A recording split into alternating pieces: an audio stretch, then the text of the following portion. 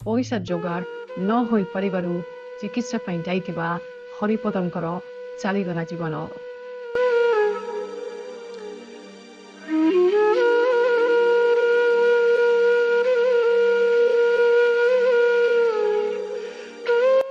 गरीब शब्दटी दुनियार सबुठु निष्ठुर शब्द। गरीब लोकटीर जीवन थिबा समय बंधु बांधव हेबाकु चाहती नाही। जा पाखरे टंका नाही जम जेपरी ता घर सामने चातक परी अनाई बसिଥାଏ। सरकारଙ୍କ ବିଜୁ ସ୍ୱାସ୍ଥ୍ୟ କାର୍ଡ ଅଛି ଚିକିତ୍ସା ପାଇଁ, ହେଲେ ଗାଡ଼ି ଖର୍ଚ୍ଚ ଖାଇବା ଖର୍ଚ୍ଚ ସାଧାରଣ ଦିନ ମଜୁରିଆ ପାଖରେ ଅଭାବ କାରଣରୁ ଚାଲି ଯାଇଛି 60 ବର୍ଷୀୟ ବୃଦ୍ଧଙ୍କ ଜୀବନ। ଏହିପରି ହୃଦୟ ବିଦାରକ ଦୃଶ୍ୟ ଦେଖିବାକୁ ମିଳିଛି ରାଜନଗର ବ୍ଲକ ଗୁପ୍ତି ପଞ୍ଚାୟତ ଚାରିଘରିଆ ଗ୍ରାମରେ। ଚାରିଘରିଆ ଗ୍ରାମର 60 ବର୍ଷୀୟ ହରିପଦ ସରଦାର ଏବଂ ତାଙ୍କ ପତ୍ନୀ କମଳା ସରଦାର ଦୁଇ ଜଣ ଅସହାୟ ଓ ଗରିବ ଶ୍ରେଣୀର। ମୃତ ହରିପଦ ସରଦାର ଦିନ ମଜୁରିଆ ଭାବେ ଆଖପାଖ ଅଞ୍ଚଳରେ କାମ କରି ନିଜ ପରିବାର ପ୍ରତିପୋଷଣ କରୁଥିଲେ। ବାର୍ଦ୍ଧକ୍ୟ କାରଣରୁ ମାସ ଦିନ ଖଟିଲେ ଆଉ 20 ଦିନ ଘରେ ବିଶ୍ରାମ ନେଉଥିଲେ, କାରଣ କାମ କରିବାକୁ ଶରୀର ସାଥ ଦେଉନଥିଲା, ଯେଉଁଥିପାଇଁ ପରିବାର ଦିନକୁ ଦିନ ନିମ୍ନକୁ ଚାଲି ଯାଉଥିଲା। ଗତ 2 ଦିନ ପୂର୍ବେ ହରିପଦ ନିଜ ଗ୍ରାମ ପାଖ ହାଟକୁ କିଛି ଜରୁରୀ ସଉଦା ଆଣିବାକୁ ଯାଇଥିଲେ। ହଠାତ୍ ଦେହ ତାଙ୍କର ଅସୁସ୍ଥ ହୋଇପଡ଼ିଥିଲା। ତାଙ୍କୁ ସେଠାରୁ ରାଜନଗର ଗୋଷ୍ଠୀ ସ୍ୱାସ୍ଥ୍ୟକେନ୍ଦ୍ର ପରେ କେନ୍ଦ୍ରାପଡ଼ା ପରେ ବଡ଼ ମେଡିକାଲକୁ ନେଇଥିଲେ। ସେଠାରେ ଡାକ୍ତର ତାଙ୍କ ବ୍ରେନ୍ରେ ଏକ ଶିର ମଧ୍ୟରେ ବ୍ଲଡ୍ ଜମିଥିବା କହିଥିଲେ ଏବଂ ତୁରନ୍ତ ଅପରେସନ୍ କରିବାକୁ ପରାମର୍ଶ ମଧ୍ୟ ଦେଇଥିଲେ।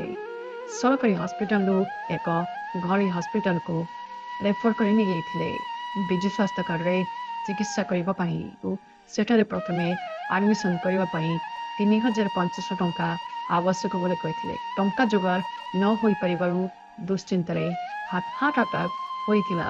ସେଇଠାରେ ହିଁ ଆଖି ବୁଜି ଦେଇଥିଲେ 60 ବର୍ଷୀୟ ହରିପଦ ସରଦାର। ମୃତ ହରିପଦଙ୍କର କୌଣସି ପୁଅ ନାହିଁ, 4 ଝିଅ। 4 ଝିଅରୁ ରୋଗରେ ମୃତ୍ୟୁ ହୋଇଥିବା ବେଳେ 3 ଝିଅ ବିବାହ କରିସାରିଛନ୍ତି। ଏ ଗରିବ ପରିବାରକୁ କୌଣସି ପକ୍କା ଘର ଖଣ୍ଡେ ମିଳିନଥିବା ବେଳେ ଲୁହାଣିଆ ଭଙ୍ଗା ଚାଳ ଛପର ଘରେ ରହୁଛନ୍ତି ପରିବାର। ଏ ପରିବାରକୁ ସରକାରୀ ସହାୟତା ସହ କୌଣସି ସ୍ୱେଚ୍ଛାସେବୀ ସଂଗଠନ ଏବଂ ବଦନଦେବେ ସାହାଯ୍ୟ ହାତ ବଢ଼ାଇଲେ ସୁଦୀକ୍ଷା ସହ ଏକାଦଶ କାମ ହୋଇପାରନ୍ତା ବୋଲି ଗ୍ରାମବାସୀମାନେ ଗଣମାଧ୍ୟମ ସାମ୍ନାରେ ପ୍ରତିକ୍ରିୟା ରଖିଛନ୍ତି। ରାଜନଗର ଗୁପ୍ତି ପଞ୍ଚାୟତରୁ ମାଧବାନନ୍ଦ ସ୍ୱାଇଁଙ୍କ ରିପୋର୍ଟ, ସୋସିଆଲ ନ୍ୟୁଜ ଓଡ଼ିଆ। ନାଁଟା ମାଉସୀ? କମଳା ହେଇଥିଲା କଣ? ଏତେ ମୁଣ୍ଡର କୋଉଠି କାମ କରେ ତ ମୁଣ୍ଡର ବାଜିଗଲା।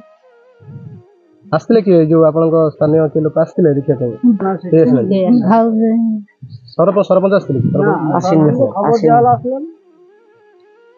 ତାଙ୍କର ସାରଥୀ। ଆମ ଘର କୋଉଠି? ଶିଲାପୁକୁରେ। ଯୋଉ ମଉସାଙ୍କର କେବେ ହେଇଥିଲା? 3 ଦିନ ହେଲାନି। ଆପଣଙ୍କ କିଏ ଏଠି ଆସିଥିଲେ? ନାଇଁ, କେହି ଆସିନି। କେମିତି ଚଳିବ ସେ? ଭାଇ ଯେ ଗାଁ କାମ କରୁଥିଲା ସେ ଚଳିଥାନ୍ତା, ସିଏ ତ ନାହିଁ, କିଏ ଚଲେଇବେ? ତାଙ୍କର ପଇସା ଲୋକ, ତାଙ୍କର ପିଲା ଛୁଆ ନାହିଁ। ଭିଡିଓ ମାଧ୍ୟମରେ ସରକାରଙ୍କୁ କଣ ନିବେଦନ କରିବେ? ସରକାର ହଉ, ସ୍ୱେଚ୍ଛାସେବୀ ସଂଗଠନ ହଉ, କିମ୍ବା କୌଣସି ବଦାନ୍ୟ ବ୍ୟକ୍ତିଙ୍କୁ ଭିଡିଓ ମାଧ୍ୟମରେ କଣ ନିବେଦନ କରିବେ? ସାହାଯ୍ୟ କଲେ ସିଏ ଚଳିବ, ତା ପିଲା ଛୁଆ କେହି ନାହିଁ। ତମେ କହିଲେ, ତମେ ଚାହିଁଲେ ସବୁ ଚାହିଁବେ, ଆଉ ତାଙ୍କର ତ କେହି ନାହିଁ। ତମେ ସବୁ ଆସ, ତମେ ସବୁ ହାତ ବାଢିବ ତା ସାଙ୍ଗରେ। ତା ପୁଅ ତ ପୁଅ ନାହିଁ, ତା ଝିଅ ଅଛି। 4ଟା ଝିଅ ଅଛି ବର୍ତ୍ତମାନ। ଆଉ ଗୋଟେ ଝିଅ ମରିଯାଇଛି, ତା ଝିଅ ଅଛି। ତା ଅଜା ତ ନାହିଁ, ସେ ତ ମନୁଷ୍ୟ କରିଥାନ୍ତା, ସେ ତ ପଳେଇଲା, ତାକୁ କିଏ ଦେଖିବ?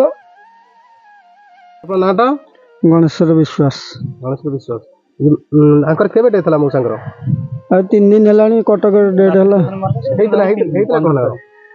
କିଛି ନୁହଁ, ସେ ଯାଇଥିଲେ କଣ ଔଷଧ ପାଇଁ, ଜ୍ୱର ହେଇଥିଲା। ଆସି ବାଟରେ କଣ ନଉଟି ପଡ଼ିଲା, ସାଙ୍ଗେ ସାଙ୍ଗେ ତ ତାକୁ ମେଡିକାଲ ନେଇଗଲେ।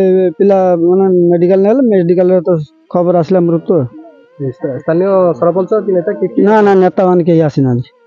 ନେତା କି ସରପଞ୍ଚ କେହି ଏମାନେ ତ ଦୁଃଖୀ ମାନେ ଦିନେ ଖଟିଲେ ସେଇଥିରେ ଚଳନ୍ତି।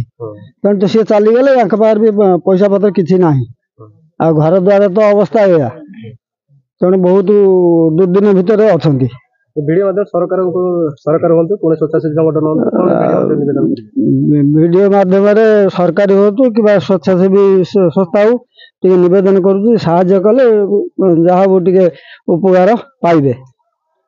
ମୋ ନାଁ ମୁକୁନ୍ଦ ଶରଣ ବିଶ୍ୱାସ। କଣ କହିବେ ଆଜ୍ଞା ଆଜି ମଉସା ଡେଥ୍ କରିଲେ?